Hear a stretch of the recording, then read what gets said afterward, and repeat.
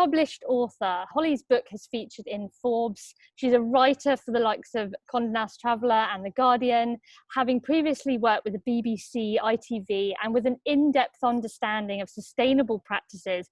It's an absolute privilege to be speaking with Holly Tuppen today. Holly has been shouting from the rooftops about sustainable travel for more than a decade. And back in 2008, in fact, Holly did something most people would never even dream of doing. She travelled the world without flying and has written about her experiences being chased by whales across the Atlantic, cycling across Europe, rewilding the Scottish Highlands, and electrifying remote Himalayan villages.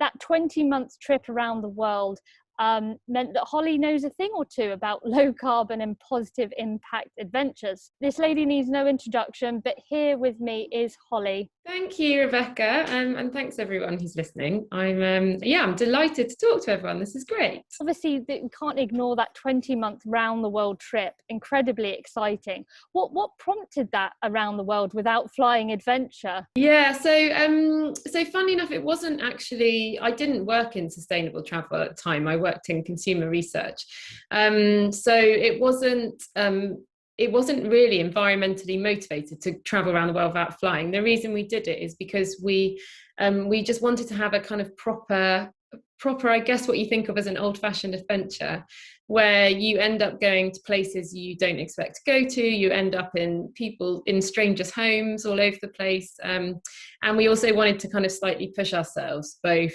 mentally and physically. So we wanted to get some good physical challenges in there, like sailing and cycling. And it kind of started off as we're just going to join up some places we want to go to and see how we get there by train and bus. And then gradually we were like, oh, well, actually, maybe we could cycle that bit, or maybe we could sail that bit. So it just got gradually more and more ambitious and longer as well. 20 months is it feels like an incredible luxury to have done that. In the end, it was about 30 modes of transport, and kind of over 50 countries in the end. So yeah, it definitely provided the adventure we were looking for. As an expert in sustainable travel, we couldn't help but ask the question, is it an oxymoron to say sustainable travel? Yeah, so it's becoming a hotly debated topic, isn't it? And I think over the last 18 months, it's been incredible how the pandemic has really given the travel industry the time it probably needed, to be honest, although obviously it's been heartbreaking and challenging time. But it is good that we've had time to kind of sit back and reflect, and not just being kind of like go, grow mode, and actually think, okay, is this right for the world? And I think, it's not an oxymoron. I think we can travel sustainably, but I think the problem is the growth of the industry. So we can't expect unlimited growth in terms of building new developments, building new resorts, and just sheer numbers of people traveling the world. So I think we can travel sustainably, but we have to acknowledge that maybe we have to change our habits, our traveling habits slightly, and also we can't expect unlimited growth for the travel industry. What is the biggest threat to our planet and a consequence of that mass travel? Can you just touch on that subject for us and just share what you've seen or heard or read about in terms of that consequence of mass travel? So I think for me, there's kind of four main topics when it comes to the consequences of mass travel. So one that I've just touched on is waste. So the kind of the surge of single-use plastic we've got going on at the moment.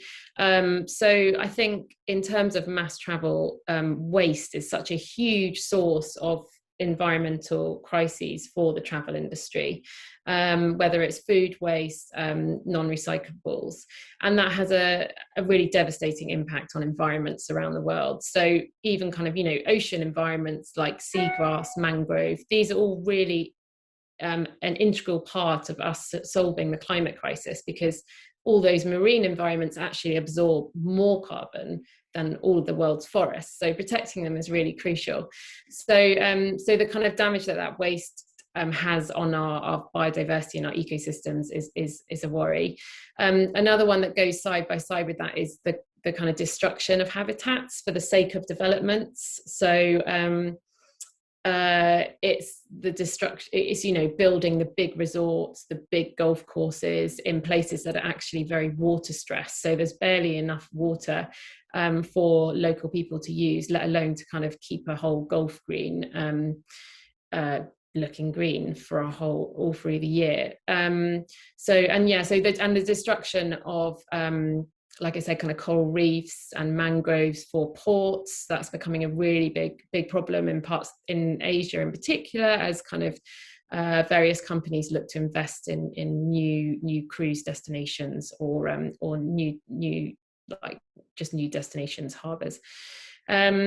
The other one I would say is carbon, just the carbon cost of us travelling.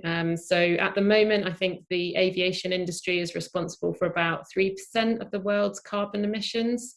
So obviously not that much, but before the pandemic, it was the sector's growth that was the real problem. So it was growing at about 35% every year. So I think just purely kind of the carbon we all emit by travelling is a threat. And then the fourth one, which we often forget, is kind of the more social sustainability. So it's the inequality. So it's the kind of mass tourism where actually money's not being left in a destination and money's going to big international companies. And how we travel is actually exacerbating global inequality rather than improving it.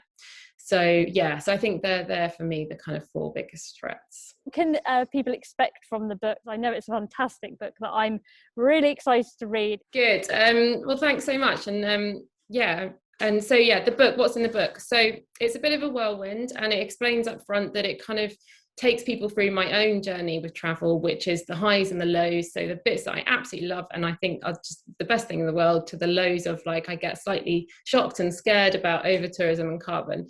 So the book really takes people on that journey. So there is some heavy stuff in there because I think we all need to be educated. We all need to know the facts to be able to make more educated decisions around travel. But there's also heaps of inspiration.